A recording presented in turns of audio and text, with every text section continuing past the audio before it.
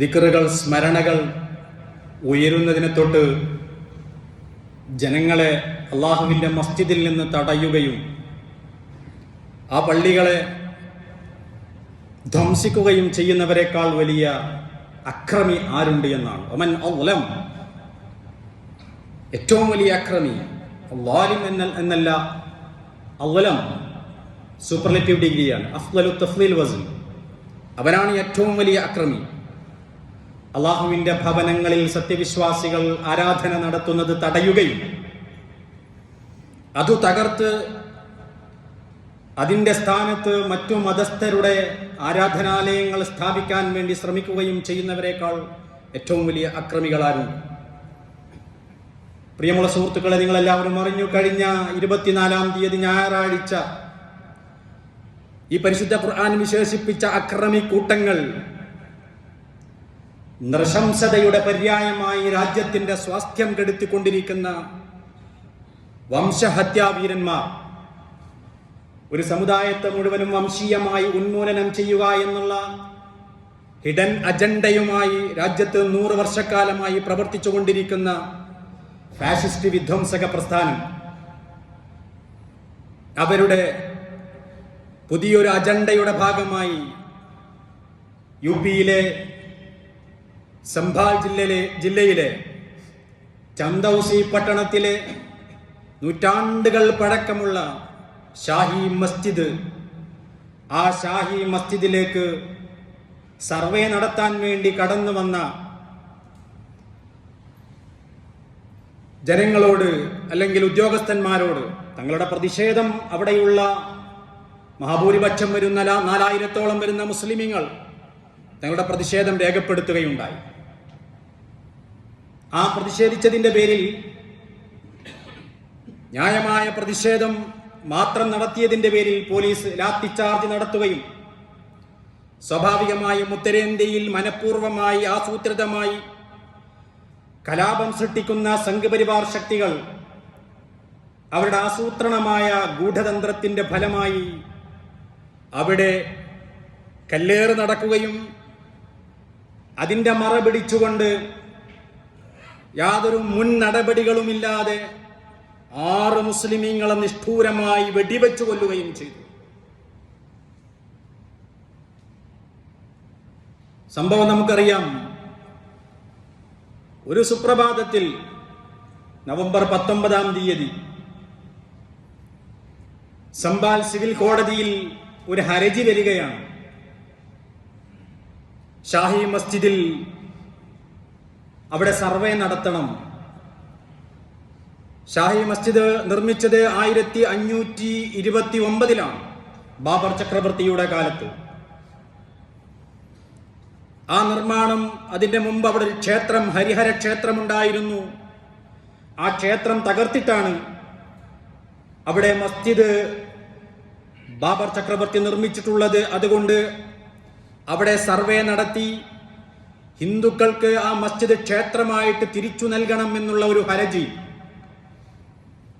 Sambhal civil കോടതിയിൽ വരുന്നു. ഇത്ര വളരെ നമ്മുടെ രാജ്യത്തുള്ള 1991 പ്ലേസ് ഓഫ് വർഷിപ്പ് ആക്ടിന് വളരെ ഘടകവിരുദ്ധമായി ഇങ്ങനൊരു അപ്പീൽ വരുമ്പോൾ അത് സൂക്ഷ്മമായ പരിശോധന നടത്തിയും ചർച്ച നടത്തിയും പള്ളി കമ്മിറ്റിക്ക് കത്തയച്ചും ലെറ്റർ വിട്ടും നോട്ടീസ് നൽകിയും ഒക്കെ ചർച്ചകൾക്ക് ശേഷം വിധി പറയേണ്ട ഒരു കേസ്, പക്ഷേ അപ്പീൽ വരേണ്ട താമസം കൊടുക്കാൻ ചിലർ തീരുമാനിക്കുന്നു. വാങ്ങിക്കുവാനും വിധി പറയുവാനും ഇതാ ഞങ്ങളുണ്ട് ഇവിടെ എന്ന നിലയിൽ എന്തോ ഒരു ഗൂഢാലോചന നടന്നതുപോലെ 19-ാം തീയതി അപ്പീൽ നൽകുന്നു, 19-ാം തീയതി തന്നെ വിധിക്കുന്നു. സർവേ നടത്തുക, പള്ളിയിൽ പോയിട്ട് സർവേ നടത്തുക. നിങ്ങൾ മനസ്സിലാക്കേണ്ട ഒരു സംഗതി പ്രിയമുള്ളവരെ, സർവേ നടത്തുക എന്ന് പറഞ്ഞു കഴിഞ്ഞാൽ ഒരാൾക്ക് ഒരു ആരോപണം ഉന്നയിക്കുക, അത് എൻ്റെ സ്ഥലമാണ്, എൻ്റെ വീടാണ്, അല്ലെങ്കിൽ എൻ്റെ പള്ളിയാണ്, അല്ലെങ്കിൽ എൻ്റെ ക്ഷേത്രമാണ്. അങ്ങനെ അപ്പീൽ നൽകുമ്പോഴേക്ക് കോടതി എന്താ പറയേണ്ടത്? തെളിവ് കൊണ്ടുവരുവാനാണ്. നേരെ മറിച്ച് തെളിവ് കൊണ്ടുവരുന്നതിന് പകരം അപ്പീൽ നൽകുന്നവന് തെളിവുണ്ടാക്കി കൊടുക്കുന്ന പണിയാണ് കോടതി ചെയ്യുന്നത്. എന്നാൽ പിന്നെ സർവേ നടത്തിയിട്ട് അവിടെ ക്ഷേത്രമുണ്ടായിരുന്നോ എന്നുള്ളതിന് തെളിവ് ശേഖരിച്ച് വരാൻ വേണ്ടിയാണ് കമ്മീഷനോട് ആവശ്യപ്പെടുന്നത്. അങ്ങനെ ആർക്കിയോളജിക്കൽ സർവേ ഓഫ് ഇന്ത്യയുടെ ആളുകൾ ഈ ഉത്തരവ് കൊണ്ട് കിട്ടാൻ കാത്തുക്കാണ് അന്ന് രാത്രി തന്നെ നേരെ പോയിട്ട് സർവേ നടത്തുന്നു. 2 മണിക്കൂർ സർവേ നടത്തിയിട്ട് ഒന്നും കിട്ടുന്നില്ല. പിന്നീട് 24-ാം തീയതി ഞായറാഴ്ച രാവിലെ, അതിന്റെ മുമ്പേ സംബാലിൽ ചന്ദൌസിൽ ഭീകരാന്തരീക്ഷം സൃഷ്ടിച്ചു, പോലീസിനെ വിന്യസിച്ചു. മാധ്യമപ്പടയുമായിട്ട് ആർക്കിയോളജിക്കൽ സർവേ ഓഫ് ഇന്ത്യയുടെ ഉദ്യോഗസ്ഥന്മാർ വരികയാണ്. അവർ മാത്രമല്ല കേട്ടോ, ആ വരവിന്റെ ഒരു സ്വഭാവം നമ്മൾ മനസ്സിലാക്കണം. അവരെ പിന്നാലെ കുറെ സാമൂഹ്യ ദ്രോഹികൾ ജയ് ശ്രീരാം വിളികളുമായിട്ടാണ് കടന്നു വരുന്നത് ഒരു മുസ്ലിം ഭൂരിപക്ഷ പ്രദേശത്തേക്ക്. ഒരു പള്ളി അങ്കണത്തിലേക്ക് സർവേ നടത്താൻ വേണ്ടി കോടതി ഉത്തരവിട്ടിട്ട് കടന്നു വരുന്നത് ജയ് ശ്രീരാം വിളികളോടുകൂടി പ്രകോപനം ഉണ്ടാക്കുന്ന നിലയിലാണ്. സ്വാഭാവികമായിട്ടും അവിടുത്തെ ജനങ്ങൾ തടിച്ചുകൂടി, അവരതിനെതിരെ പ്രതിഷേധിച്ചു. ഇവിടെ നമ്മുടെ രാജ്യത്തൊരു നിയമമുണ്ട്, നമ്മൾ മനസ്സിലാക്കണം. നമ്മുടെ രാജ്യത്തൊരു നിയമമുണ്ട്, 91-ൽ രൂപീകരിച്ച നിയമമാണ്. ആ നിയമം അനുസരിച്ചുകൊണ്ട് നിലവിലുള്ള ഒരു പള്ളി, ക്ഷേത്രം, സിനഗോഗുകൾ, ചർച്ചുകൾ ഇവയ്ക്കെതിരെ ഒന്നും മറുഭാഗം അവകാശവാദം ഉന്നയിക്കാൻ പാടില്ല എന്നുള്ളതാണ്. 1991-ൽ പ്ലേസ് ഓഫ് വർഷിപ്പ് ആക്ട് എന്ന് പറയുന്ന ആക്ടിലെ സെക്ഷൻ 4-ൽ വളരെ കൃത്യമായി പറയുന്നു, ensure that the religious identity of a place of worship remains the same as it was on August 15, 1947. നിലവിലുള്ള ആരാധനാലയങ്ങൾ, മതപരമായ ആരാധനാലയങ്ങളുടെ ഐഡന്റിറ്റി, അത് ആ ആരാധനാലയങ്ങൾ 1947 ഓഗസ്റ്റ് 15-ാം തീയതി ഏത് രീതിയിലാണോ ആ തൽസ്ഥിതി തുടരണം എന്ന് എൻഷുർ ഈ ആക്ട് ഉറപ്പു നൽകുന്നു എന്നുള്ളതാണ്. അപ്പൊ രാജ്യത്ത് 1947 ഓഗസ്റ്റ് 15-ാം തീയതി പള്ളിയാണോ അത് പള്ളിയായിട്ട് തുടരണം. അതിന്റെ അപ്പുറത്തേക്ക് ക്ഷേത്രമെന്ന അവകാശവാദം ഉന്നയിച്ചു വന്ന കോടതി അപ്പൊ തന്നെ അത് ഹർജി തള്ളേണ്ടതാണ്, ചവറ്റുകൊട്ടയിലേക്ക് വലിച്ചെറിയേണ്ടതാണ്. മാത്രമല്ല, ഈ നിയമത്തിൽ സെക്ഷൻ 3-ൽ വളരെ കൃത്യമായി പറയുന്നുണ്ട്, prevents the conversion of a place of worship whether in full or part from one religion denomination to other.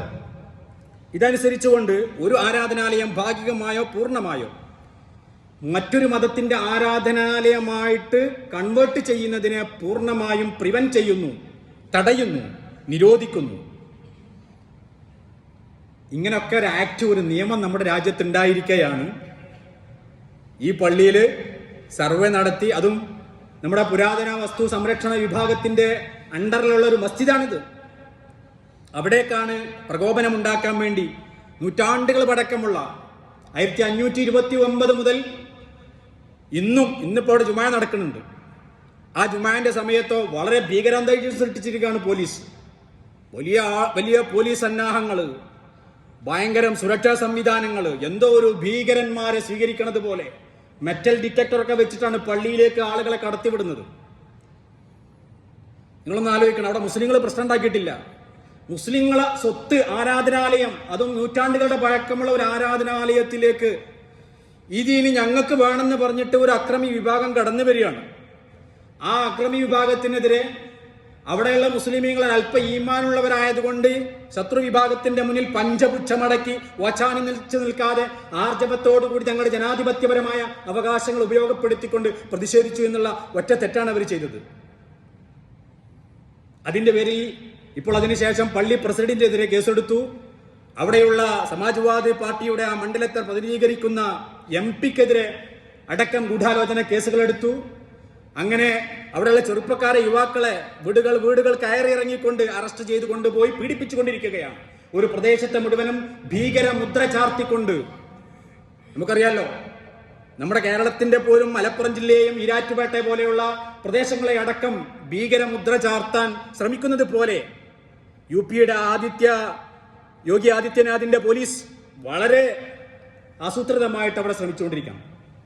ഇവിടെ കോടതിയുടെ കയ്യൊപ്പുണ്ട് ഈ ചോരക്കളിക്ക് എന്ന് നമ്മൾ മനസ്സിലാക്കണം.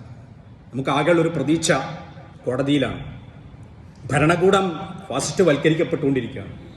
പക്ഷേ ഇപ്പോഴും നമ്മളുടെ പ്രതീക്ഷകൾ അസ്തമിക്കുന്നില്ല. അവിടെയാണ് കോടതിയിലെ ചില പൊടുക്കുത്തുകൾ നമ്മൾ കാണുന്നത്.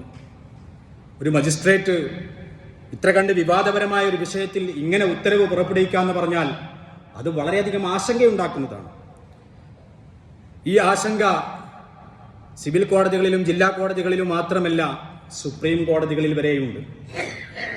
ഈ ഒരു പള്ളി മാത്രമല്ല. ഇപ്പോൾ ഇതാ നിങ്ങൾ നോക്കൂ, ഈ കഴിഞ്ഞ ദിവസം ഈ സംബാൽ വിഷയമുണ്ടായ ഉടനെ തന്നെ അജ്മീർ ദർഗാ ഷരീഫ്, അവിടെ ക്ഷേത്രമുണ്ടായിരുന്നു, ശിവക്ഷേത്രമുണ്ടായിരുന്നു, അതുകൊണ്ട് അവിടെ സർവേ നടത്തണമെന്ന് പറഞ്ഞിട്ട് ഒരാൾ ഹർജി നൽകുന്നു. ഈ ഹർജിക്കാരൊക്കെ ഒരേ സ്വഭാവക്കാരാണ് കേട്ടോ, ഒരേ ആളുകളാണ്. സുപ്രീം കോടതിയിൽ ഒരു അഭിഭാഷകനുണ്ട്, അദ്ദേഹത്തിന്റെ പണി ഇതാണ്. സംഘപരിവാറിന്റെ ഫാക്ടറിയിൽ നിന്ന് ഇവർ ഇങ്ങനെ പ്ലാൻ ചെയ്തുകൊണ്ട് ഓരോ പള്ളികൾക്ക് മേലും ഇങ്ങനെ അവകാശവാദങ്ങൾ ഉന്നയിക്കുന്ന ഒരു പണി ഏർപ്പാട് ആസൂത്രിതമാണ്. ഇത് സാധാരണ ഹിന്ദുക്കളുടെ ഒരു വിശ്വാസത്തിന്റെ ആഗ്രഹത്തിന്റെ, അവിടെ ഒരു ദൈവം ഉണ്ടായിരുന്നു, ആ ക്ഷേത്രത്തിൽ നിന്ന് പൂജിക്കണം എന്നുള്ള ആ ഭക്തി കൊണ്ടൊന്നല്ല. ഇത് വിദ്വേഷത്തിന്റെ ഫാക്ടറിയിൽ നിന്ന് ഡിവൈഡ് ആൻഡ് റൂളിന്റെ ഭാഗമായി ഭിന്നിപ്പിച്ച് ഭരിച്ചുകൊണ്ട് എങ്ങനെ ഈ രാജ്യത്ത് അധികാരത്തിലേക്ക് കുറുക്കു വഴികളിലൂടെ കയറാൻ പറ്റും എന്നതിനെ സംബന്ധിച്ച് ചിന്തിച്ചുകൊണ്ടിരിക്കുന്ന വിദ്വേഷത്തിന്റെ വെറുപ്പിന്റെ ആളുകളുടെ പണിയാണിതൊക്കെ. ഇപ്പൊ അജ്മീറിൽ കോടതി ഹർജി കിട്ടിയ ഉടനെ നോട്ടീസ് അയച്ചിട്ടുണ്ട് ആർക്കിയോളജിക്കൽ സർവേ ഓഫ് ഇന്ത്യക്കും കേന്ദ്ര ഗവൺമെന്റിനും അതോടൊപ്പം ദർഗാ കമ്മിറ്റിക്കൊക്കെ. ഇനി അവിടെ സർവേ നടത്തണം. എന്നിട്ട് അവിടെ ക്ഷേത്രം ഉണ്ടെന്ന് ഗ്യാൻവാപി മസ്ജിദിൽ നമുക്കറിയാം വിവാദമായി. ഇതേ യു പിയിൽ തന്നെ ഗ്യാൻവാപി മസ്ജിദിൽ പറഞ്ഞു അവിടെ ശിവലിംഗം ഉണ്ട് എന്ന്. സർവേ നടത്തണമെന്ന് കീഴ്ക്കോടതി, അതിനെതിരെ സുപ്രീം കോടതിയിൽ അപ്പീൽ പോയി. പിന്നെ സുപ്രീം കോടതിയിൽ നമ്മുടെ DY ചന്ദ്രചൂഡ് എന്ന് പറയുന്ന വിരമിച്ച ചീഫ് ജസ്റ്റിസ്, അദ്ദേഹത്തിന്റെ ഒരു വിധി വരികയാണ്. ഞാൻ പറഞ്ഞല്ലോ, ഈ ആക്ട് ഞാൻ വെറുതെ പറഞ്ഞാൽ ഈ ആക്ട് നിലനിൽക്കുകയാണ്. ഈ നിയമം ഉണ്ട് ഇവിടെ. ഈ നിയമം 91 ഉണ്ടാക്കിയതാണ്. ഈ നിയമത്തിൽ അന്ന് ബാബരി മസ്ജിദിനെ മാത്രം ഒഴിവാക്കിയവർ, ബാബരി മസ്ജിദിനെ മാത്രം ഒഴിവാക്കാൻ പാടില്ലാത്തതാണ്. പക്ഷേ അന്ന് പാർലമെന്റ് ബാബരി മസ്ജിദിനെ ഈ നിയമത്തിൽ നിന്ന് ഒഴിവാക്കി. എന്നാൽ നമ്മൾ വിചാരിച്ചെന്താണ്, ആ ബാബരി മസ്ജിദ് അങ്ങ് പോയി, ഈ ബാക്കിയുള്ള മസ്ജിദുകളൊക്കെ നമുക്ക് സംരക്ഷിക്കാമല്ലോ, ഈ നിയമത്തിന്റെ കീഴിൽ ആരും തൊടാൻ വരില്ല എന്നാണ്. പക്ഷേ നമ്മളൊക്കെ തെറ്റിദ്ധരിക്കപ്പെട്ടുകൊണ്ട്, നമ്മളൊക്കെ വിഡ്ഢികളാക്കപ്പെട്ടുകൊണ്ടിരിക്കുകയാണ്. നിയമങ്ങളൊന്നും ഇവിടെ മുസ്ലിമീങ്ങൾക്ക് ബാധകമല്ല. മുസ്ലിങ്ങൾക്ക് അനുകൂലമായിട്ടുള്ള എന്തെങ്കിലും നിയമം ഉണ്ടെങ്കിൽ അതിന് എന്തെങ്കിലും പഴുതുകൾ വെച്ചിട്ട് കോടതികളൊക്കെ, അല്ലെങ്കിൽ കോടതിയിൽ തങ്ങൾ നിയമിച്ച ചില ആളുകളുണ്ട്. ഗ്യാൻവാപി മസ്ജിദിനെ സംബന്ധിച്ചിടത്തോളം ഒരു അപ്പീൽ വന്നു കഴിഞ്ഞാൽ ഈ നിയമത്തിന്റെ അടിസ്ഥാനത്തിൽ ചവറ്റുകൊട്ടയിലേക്ക് ഹർജി വലിച്ചെറിയണമായിരുന്നു മിസ്റ്റർ DY ചന്ദ്രചൂഡ്. അദ്ദേഹം എന്താ ചെയ്തത്? അദ്ദേഹം ആ അപ്പീൽ സ്വീകരിച്ചു എന്ന് മാത്രമല്ല, അവിടെ സർവേ നടത്താൻ വേണ്ടിയുള്ള അനുമതി നൽകുകയാണ്. ഏറ്റവും അപകടകരമായ ഒരു വിധി അദ്ദേഹം വിരമിക്കുന്നതിനും അദ്ദേഹം നടത്തി ഏറ്റവും അപകടകരമായ ഒരു വിധി. കീഴ്ക്കോടതികൾക്ക് കീഴ്വഴക്കം ഉണ്ടാക്കി കൊടുക്കുകയാണ് അദ്ദേഹം. അത് പിടിച്ചുകൊണ്ടാണ് താഴെയുള്ള കീഴ്ക്കോടതികൾ മുഴുവൻ എന്നാ ഇനി സുപ്രീം കോടതി പറഞ്ഞിരിക്കണല്ലോ സർവേ അനുവദിച്ചിട്ടുണ്ട്, ഇനി ഞങ്ങൾ എല്ലാ പള്ളികളിലേക്കും ഇനി സർവേ, ആ പണി ഇപ്പം നടന്നുകൊണ്ടിരിക്കുകയാണ് നന്നായിട്ട്. അവിടെ സർവേ നടത്തുന്നു, ശിവലിംഗം കണ്ടെത്തുന്നു, ആ ശിവലിംഗം പൂജിക്കാൻ വേണ്ടി കോടതി അനുമതി കൊടുക്കുന്നു. പള്ളിയിലാണ് ഇതൊക്കെ കേട്ടോ. എൻ്റെ പ്രിയപ്പെട്ട സഹോദരന്മാർ മനസ്സിലാക്കണം, നേരത്തെ ഒരു ബാബരി മസ്ജിദ് ഉണ്ടായിരുന്നു, പുതിയ തലമുറക്കൊന്നും അറിയില്ല ബാബരി മസ്ജിദ്. ആ ബാബരി മസ്ജിദിലും ഇതുപോലെ നൂറ്റാണ്ടുകൾ മുസ്ലിമീങ്ങൾ ഭരണം നടത്തിപ്പോന്ന മസ്ജിദാണ്. ആ ബാബരി മസ്ജിദിൽ 1949 ഡിസംബർ 22 ഇന്ത്യ രാജ്യത്തിന് സ്വാതന്ത്ര്യം കിട്ടി. ആ സ്വാതന്ത്ര്യത്തിന്റെ പൊലിമ അവസാനിക്കുന്നതിന്റെ മുമ്പ് തന്നെ ഏതാനും ക്ഷുദ്രജീവികൾ വന്നിട്ട് രാമന്റെയും സീതയുടെയും വിഗ്രഹങ്ങൾ പ്രതിഷ്ഠിക്കുകയാണ്. അങ്ങനെ 2 വിഗ്രഹങ്ങൾ പ്രതിഷ്ഠിച്ച് അതിന്റെ പേരിൽ മജിസ്ട്രേറ്റ് ബാബരി മസ്ജിദ് പൂട്ടിയിടുന്നു. പിന്നീട് 92 ഡിസംബർ 6 ബാബരി മസ്ജിദ് തകർക്കുന്നത് വരെ അവിടെ ആരാധനയില്ല. 1992 ഡിസംബർ 6 ബാബരി മസ്ജിദ് തകർക്കുന്നു. പിന്നീട് 2019 നവംബർ മാസത്തിൽ വിചിത്രമായൊരു വിധിയും പുറപ്പെടുവിക്കുന്നു. ഞാൻ നേരത്തെ പറഞ്ഞ ഈ മാന്യദേഹം ഉണ്ടല്ലോ, DY ചന്ദ്രചൂഡ്, അദ്ദേഹത്തിന്റെ ചീഫ് ജസ്റ്റിസ് ആയിരിക്കെ അദ്ദേഹവും സഹജഡ്ജിമാരും. എന്താ വിധി? നിയമപുസ്തകത്തിൽ നിന്നുള്ള വിധിയല്ല. അദ്ദേഹം തന്നെ ആ വിധിയെ സംബന്ധിച്ച് ഇപ്പോൾ അടുത്ത കാലത്ത് ഒരു പ്രസ്താവന പുറപ്പെടുവിച്ചു. ഞാൻ അത് ദൈവത്തോട് ചോദിച്ചിട്ടാണ് ആ വിധി പ്രഖ്യാപിച്ചത് എന്നാണ്. ഒരു ജഡ്ജി 2 വിഭാഗങ്ങൾ തമ്മിലുള്ള തർക്കത്തിൽ അദ്ദേഹം ദൈവത്തോട് ചോദിച്ചു എന്ന്. ദൈവത്തോടല്ല ചോദിച്ചത്. എന്നാൽ പടച്ചോനിൽ നിന്ന് ഇല്ലാമ കിട്ടിയിട്ടാണ് ഇതിന്റെ വിധി ഉണ്ടായതെന്നാണ് ഈ മാന്യദേഹം പറയുന്നത്. ഒരു പുരോഗമന കാലഘട്ടത്തിൽ ഒരു രാജ്യത്തിന്റെ സുപ്രീം കോടതിയിൽ ഇരിക്കുന്ന ഒരു ജഡ്ജി ഇത്ര കണ്ട് ബാലിശമായ, ഇത്ര കണ്ട് അധപ്പതിച്ച ഒരു പ്രസ്താവന പുറപ്പെടുവിക്കുക എന്ന് പറഞ്ഞാൽ, അദ്ദേഹം പറഞ്ഞു ഞാൻ ദൈവത്തോട് ചോദിച്ചിട്ടാണ് വിധി പുറപ്പെടുക. ദൈവത്തോടല്ല അദ്ദേഹം ചോദിച്ചത്, അദ്ദേഹം പിശാചിനോടാണ് ചോദിച്ചത്. പിശാചിനോട് ചോദിച്ചിട്ട് നടത്തിയ വിധിയാണ് അദ്ദേഹം. അള്ളാഹുവിന്റെ ഭവനം എന്ന് മാത്രമല്ല, ഒരു രാജ്യത്ത് നിയമപരമായി മുസ്ലിമീങ്ങൾക്കാണ്, നിയമപുസ്തകം നോക്കി വിധിക്കുകയാണെങ്കിൽ ബാബരി മസ്ജിദ് മുസ്ലിമീങ്ങൾക്ക് അനുകൂലമായിട്ടേ വിധിക്കാൻ പറ്റുള്ളൂ. നമ്മളൊക്കെ അതിന് പ്രതീക്ഷ അർപ്പിച്ചു നിന്നവരാണ്. പക്ഷെ അദ്ദേഹം നിയമപുസ്തകത്തിലേക്ക് നോക്കിയില്ല. അദ്ദേഹം നോക്കിയത് സംഘപരിവാറിന്റെ ദൈവത്തിലേക്കാണ്. ആ ദൈവത്തോടാണ് അദ്ദേഹം ചോദിച്ചത്. ഏത് ദൈവമാണ് നമുക്കറിയില്ല. ഈ അടുത്ത കാലത്ത് തന്നെ അദ്ദേഹം ഒരു ഹൈന്ദവ ആഘോഷത്തിൽ രാജ്യത്ത് നരേന്ദ്രമോദിയുടെ കൂടെ നിൽക്കുന്ന മറ്റൊരു ഫോട്ടോ ഉണ്ടായിരുന്നു. ഇനി ആ ദൈവത്തോടാണോ ചോദിച്ചത് എന്ന് നമുക്കറിയില്ല. ഏതായാലും പ്രിയമുള്ളവരെ, ഇതിലൊക്കെ നമുക്ക് വലിയൊരു ഗുണപാഠമുണ്ട്. ബാബരി മസ്ജിദിന്റെ കാര്യമാവട്ടെ, ഗ്യാൻവാപിയുടെ കാര്യമാവട്ടെ, വമൻ അളലമു മിമ്മൻ മനഅ മസാജിദല്ലാഹി അൻ യുദ്കറ ഫീഹാ ഇസ്മുഹു വസഅ ഫീ ഖറാബിഹാ. അക്രമികളാണിവർ. ഈ അക്രമികളെ രാജ്യത്തിന്റെ നിയമങ്ങൾ അവർക്ക് ബാധകമല്ല. അവർ രാജ്യത്തിന്റെ നിയമപുസ്തകങ്ങൾ അവർക്ക് ബാധകമല്ല. അവർക്ക് മനുഷ്യത്വം വിഷയമല്ല.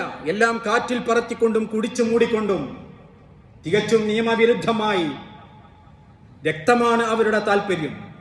അവരാഗ്രഹിക്കുന്നത് അതെയാണ്. ചോര കുടിക്കാൻ വേണ്ടി കാത്തിരിക്കുകയാണ്. ഇവിടെ മുസ്ലിം ഉമ്മത്തിനൊരു ബാധ്യതയുണ്ട്. എന്താണ് ആ ബാധ്യത? നമ്മുടെ മസ്ജിദുകളും പള്ളികളും നഷ്ടപ്പെടുമ്പോൾ നമുക്ക് വേദന ഉണ്ടാവണം. ഏറ്റവും ചുരുങ്ങിയത് ആ വേദനയെങ്കിലും വേണം മനസ്സിൽ. വേദന വേണം. നമുക്കിടയിലേക്ക് ഇങ്ങനെ കൈകൾ നീട്ടിക്കൊണ്ടിരിക്കുകയാണ് ഇവർ. അക്രമികൾ കൈകൾ നീട്ടിക്കൊണ്ടിരിക്കുകയാണ്. ഈ സമയത്ത് ഒരു കാര്യം അറിയുക, നമ്മൾക്ക് ചില ദൗർബല്യങ്ങളുണ്ട്. ആ ദൗർബല്യങ്ങളെ നമ്മൾ തിരുത്താൻ തയ്യാറാവണം. അല്ലാഹുവിന്റെ റസൂൽ കരീം സല്ലല്ലാഹു അലൈഹി വസല്ലമ 14 മുമ്പ് നമ്മോട് പറഞ്ഞു തന്നതാണത്. യൂഷിക്കുൽ ഉമമു അൻ തദാ അലൈക്കും കമാ തദാ അൽ അകലതു ഇലാ ഖസ്അതിഹാ. ഒരു ഭക്ഷണത്തളികയിലേക്ക്, ആ ഭക്ഷണത്തളികയുടെ ചുറ്റും ഇരിക്കുന്ന ആളുകൾ കൈനീട്ടുന്നത് പോലെ എൻ്റെ സമുദായത്തിലേക്ക് അവരെ നശിപ്പിക്കാൻ വേണ്ടി ശത്രുക്കൾ കൈനീട്ടിക്കൊണ്ടിരിക്കും. അപ്പോൾ സ്വഹാബത്ത് ചോദിച്ചു, അവമിൻ ഖല്ലത്തിൻ യൗമ ഇദിൻ യാ റസൂലല്ലാഹ്. അന്ന് ഞങ്ങൾ വളരെ ചെറിയ സംഖ്യയായിരിക്കുമോ പ്രവാചകരെ? സല്ലല്ലാഹു അലൈഹി വസല്ലം പറഞ്ഞു, ബൽ അൻതും കസീർ. നിങ്ങൾ ധാരാളം ആളുകൾ ഉണ്ടാകും. എണ്ണക്കുറവ് കൊണ്ടല്ല നിങ്ങൾക്കെതിരെ ശത്രുക്കൾ കൈനീട്ടുന്നത്. വലാകിന്നകും ഗുസാഉൻ കഗുസാഇസ് സൈൽ. അണ്ടർലൈൻ ചെയ്തുകൊണ്ട് മനസ്സിലാക്കണം എൻ്റെ പ്രിയപ്പെട്ട സഹോദരങ്ങളെ, നിങ്ങൾ മഴവെള്ള പാച്ചിലിലെ വെറും ചണ്ടികളായി മാറിയിട്ടുണ്ടാകും. ഈ ഉമ്മത്തൊരു വടവൃക്ഷം പോലെ നിലനിൽക്കേണ്ടതാണ്. താഴേക്ക് വേരുകളുള്ള, ആകാശത്തേക്ക് ചില്ലകളുള്ള, സമൂഹത്തിന് മുഴുവനും തണലേകേണ്ട, ഭീഷണികൾക്കും വെല്ലുവിളികൾക്കും മുന്നിൽ പതറാതെ ധൈര്യത്തോടു കൂടി നിലകൊള്ളേണ്ട ഒരു ഉമ്മത്ത്. പക്ഷേ മഴവെള്ളപ്പാച്ചിലിലെ ചണ്ടി പോലെ ഏത് ദിശയിലേക്കാണോ അത് ഒഴുകുന്നത് അതിനനുസരിച്ചുകൊണ്ട് ആ ചണ്ടി ഇങ്ങനെ നീങ്ങിപ്പോകും. അവർക്കൊരു അസ്തിത്വം ഉണ്ടാവില്ല, അവർക്കൊരു ഐഡന്റിറ്റി ഉണ്ടാവില്ല. പിന്നെ നബി സല്ലല്ലാഹു അലൈഹി വസല്ലം ഒന്നുകൂടി പറഞ്ഞു, അള്ളാഹു ശത്രുവിന്റെ മനസ്സിൽ നിന്ന് നിങ്ങളെക്കുറിച്ചുള്ള ഭയം എടുത്തു മാറ്റും. നിങ്ങളുടെ ഹൃദയത്തിൽ അള്ളാഹു വഹ്നിനെ നിക്ഷേപിച്ചു തരികയും ചെയ്യും. സ്വഹാബത്ത് ചോദിച്ചു, മൽ വഹ്നു യാ റസൂലല്ലാഹ്. എന്താണ് ഈ വഹൻ, ദൗർബല്യം എന്താണ്? നബി പറഞ്ഞു, ഹബ്ബു ദുനിയ വ കറാഹിയത്തുൽ മൗത്ത്. ദുനിയാവിനോടുള്ള സ്നേഹമാണ്, മരണത്തോടുള്ള വെറുപ്പാണ്. സഹോദര, ഒന്നുകൂടി പറയട്ടെ, എൻ്റെ സ്വന്തത്തോട് ഞാൻ പറയട്ടെ, എന്നെ ഗ്രസിച്ചുകൊണ്ടിരിക്കുന്ന മാരക രോഗത്തെക്കുറിച്ച് ഞാൻ പറയട്ടെ, എൻ്റെ ഉമ്മത്തിനെ ഗ്രസിച്ചുകൊണ്ടിരിക്കുന്ന അതിഭീകരമായ ക്യാൻസറിനെ കുറിച്ച് ഞാൻ പറയട്ടെ. ഹബ്ബു ദുനിയ, എന്നെയും നിങ്ങളെയും ബാധിച്ചുകൊണ്ടിരിക്കുന്നത് ഈ രോഗമാണ്. അമിതമായ ഭൗതിക പ്രമത്തത, ഭൗതികതയെ പരിലംബനം ചെയ്യുകയാണ് നമ്മൾ. നമുക്ക് ദുനിയാവ് മതി. കറാഹിയത്തുൽ മൗത്ത്, നമുക്ക് മരണത്തോട് വെറുപ്പാണ്, നമുക്ക് മരണത്തോട് പുച്ഛമാണ്. നമ്മൾ അള്ളാഹുവിന്റെ മാർഗത്തിൽ മരിക്കുന്നതിനെ സംബന്ധിച്ചും അള്ളാഹുവിലേക്ക് യാത്ര തിരിക്കുന്നതിനെ സംബന്ധിച്ചും പരലോകത്തെക്കുറിച്ചുള്ള ചിന്തയുടെ കാര്യത്തിലും നാം വളരെ പിന്നിലാണ്. ഈ 2 മഹാരോഗങ്ങൾ നിങ്ങളെ ബാധിച്ചു കഴിഞ്ഞാൽ അത് വലിയ ദൗർബല്യമാണ്. ശത്രുക്കൾക്ക് നിങ്ങളെക്കുറിച്ചുള്ളൊരു പേടിയുണ്ട്. ആ പേടി പടച്ചവൻ അവരുടെ മനസ്സിൽ നിന്ന് എടുത്തു മാറ്റപ്പെടും. പിന്നെ നിങ്ങൾക്കെതിരെ ശത്രുക്കൾ നാനാ ഭാഗത്തു നിന്നും കൈകൾ നീട്ടിക്കൊണ്ടിരിക്കും. അല്ലാഹു സുബ്ഹാനഹു വ തആല അത്തരം രോഗങ്ങളിൽ നിന്ന് നമ്മെ അല്ലാഹു കാത്തുരക്ഷിക്കും.